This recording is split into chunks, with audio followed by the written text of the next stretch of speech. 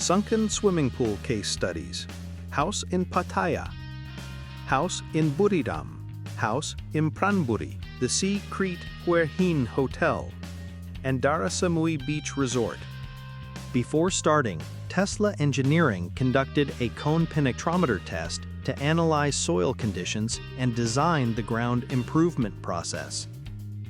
The cause of sunken underground water weakened the soil, reducing its bearing capacity. Drilling through the pool footing using a 16mm diameter drill bit. Installing aluminum injection tubes through the concrete structure.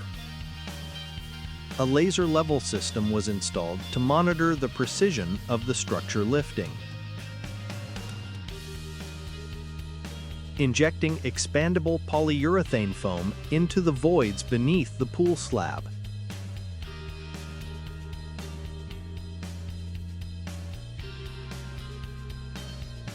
Phase 1.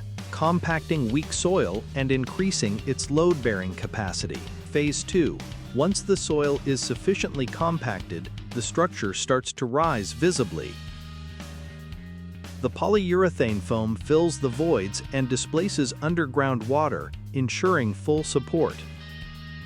This is a sunken concrete pool deck caused by underground water leakage that softened and eroded the soil beneath the structure.